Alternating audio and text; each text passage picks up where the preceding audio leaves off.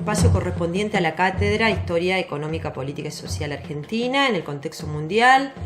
Hoy vamos a hablar sobre la Primera Guerra Mundial, donde intentaremos comprender cuáles fueron las causas de esa confrontación bélica ocurrida principalmente en Europa entre los años 1914 y 1918 y sus posteriores consecuencias, teniendo en cuenta que fue la guerra más sangrienta que había conocido el mundo hasta entonces, ¿sí?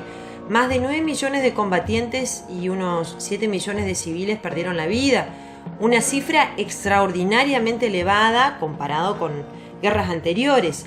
Esas cifras son tan elevadas, entre otras cosas, por los avances tecnológicos e industriales de los beligerantes.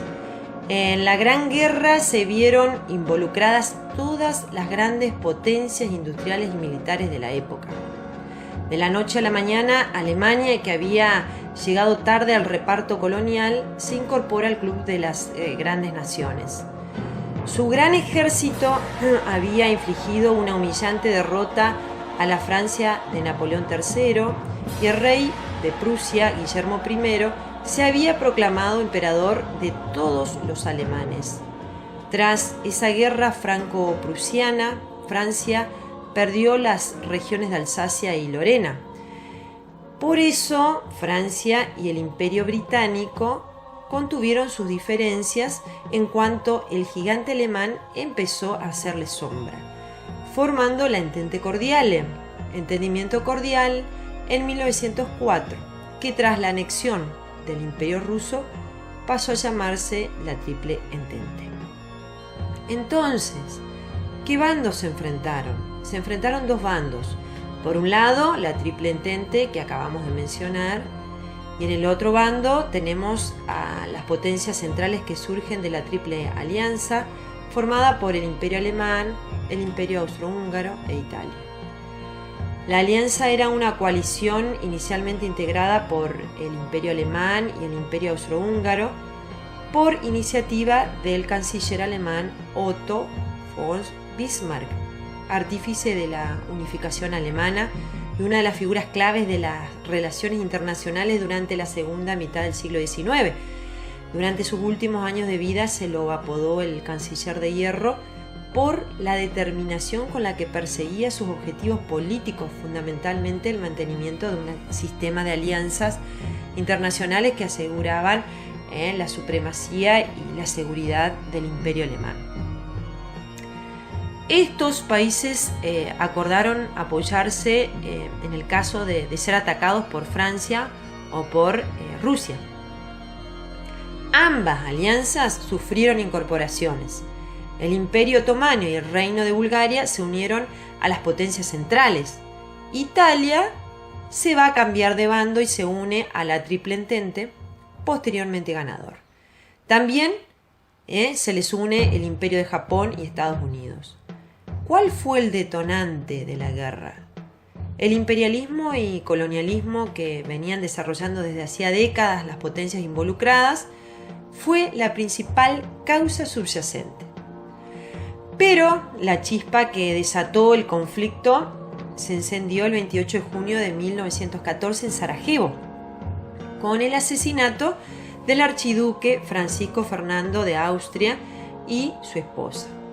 El asesino era un ultranacionalista de origen bosnio. Bosnia había sido anexionada al Imperio Austrohúngaro y con el asesinato buscaba la unificación de todos los eslavos del sur de Europa, bajo otra forma de gobierno, integrándose con el vecino Reino de Serbia y librándose así de los odiados austríacos. El asesinato desató una crisis diplomática. Austria, Hungría y Alemania exigieron a Serbia la apertura de una investigación y la actuación en el territorio serbio. Serbia, por su parte, se negó rotundamente con el respaldo de la Rusia del zar Nicolás II. Austria-Hungría finalmente declara la guerra a Serbia.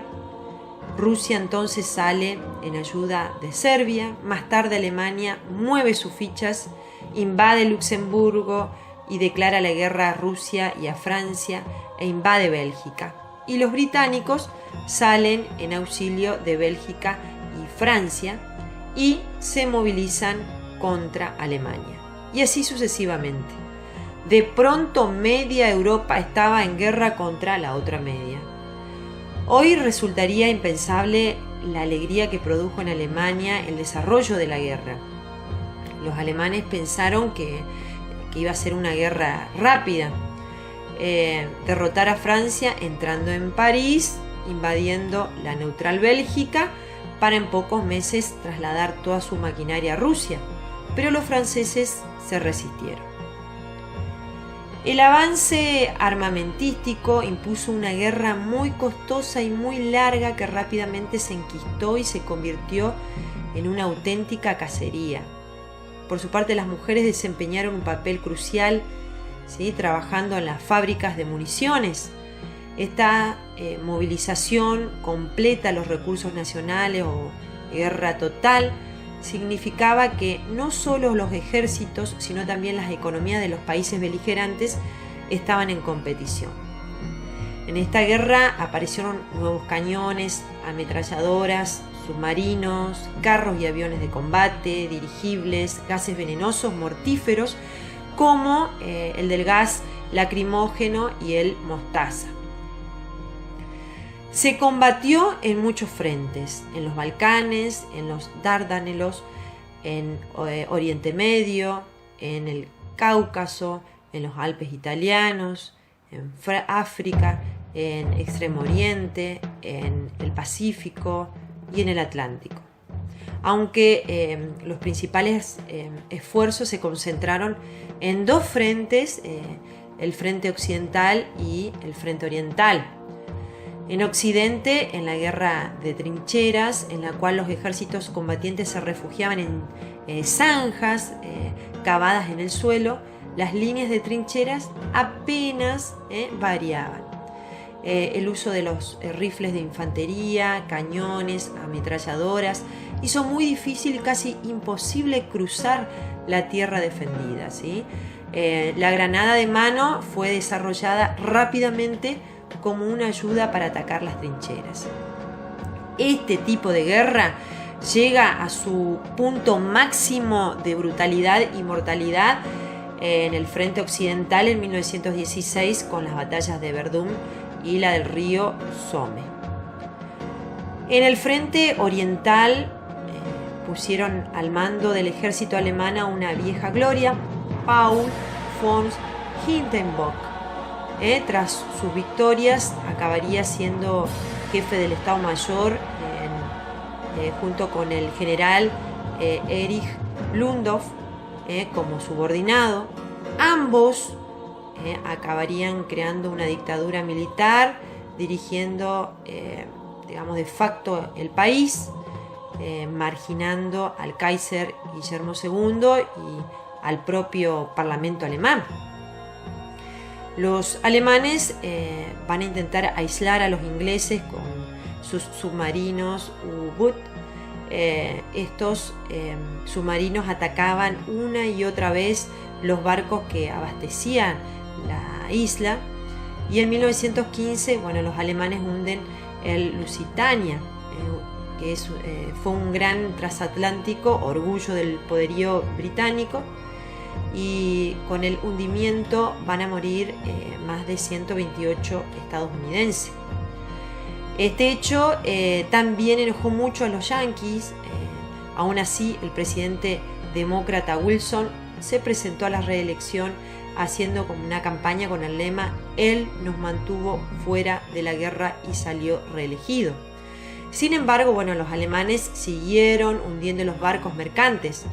Además, se interceptó un telegrama del ministro alemán de Asuntos Exteriores, Arthur Zimmermann, dirigido al presidente de México, intentando convencerlos de que se posicionaran en el conflicto de su lado si los estadounidenses entraban en la guerra, ¿sí? Fue la causa que provocó en 1917 que los Estados Unidos declararan la guerra a los alemanes. Y esto, claro, terminó de desestabilizar la balanza. También ese mismo año en Rusia las hambrunas, las bajas de la guerra y otros factores desencadenaron el estallido de lo que sería la Revolución Rusa. El zar Nicolás II tuvo que abdicar y los bolcheviques, liderados por Lenin, habían tomado el poder, ¿sí? El control. Finalmente los rusos firmaron el armisticio con los imperios centrales y más tarde la paz. Los alemanes aprovecharon este pequeño éxito para enviar casi todo su ejército oriental al frente occidental e intentaron obtener una victoria rápida antes de la llegada masiva de los estadounidenses. Era su partida definitiva, pero mal alimentadas y cansadas las tropas alemanas no pudieron resistir la contraofensiva de Francia y fallan frente al objetivo final, París, quedando a 120 kilómetros de la capital gala. El general Foch comanda sus tropas francesas y estadounidenses hacia la victoria en la segunda batalla de Marne. Los tanques británicos causan graves bajas. Por otro lado, la superioridad aérea de los británicos y sus aliados acaba imponiéndose a la de los alemanes. Los italianos, por su parte, derrotan a los austrohúngaros y tropas estadounidenses de repuesto no paran de desembarcar. Incluso Italia se prepara para enviar más refuerzos a Francia y de esta manera Alemania y las potencias centrales habían perdido la guerra. Por su parte, el presidente norteamericano Wilson proclama que Estados Unidos solo negociaría con un gobierno alemán democrático. Después de una revolución obrera en Berlín, el Kaiser abdica y huye a Holanda. Y bueno, es el fin de los alemanes. Tras la, tratado de paz de Versalles, Alemania sufrirá humillantes sanciones que avivarán el odio alemán hacia los vencedores, ¿sí? El orden mundial se alteró tras la guerra. 4 imperios se deshicieron: el alemán, el austrohúngaro y el otomano, y el imperio ruso de los zares. El deshonroso Tratado de Versalles acabaría propiciando gran resentimiento en Alemania y el ascenso de un joven cabo llamado Adolf Hitler, que desencadenaría una segunda guerra mundial.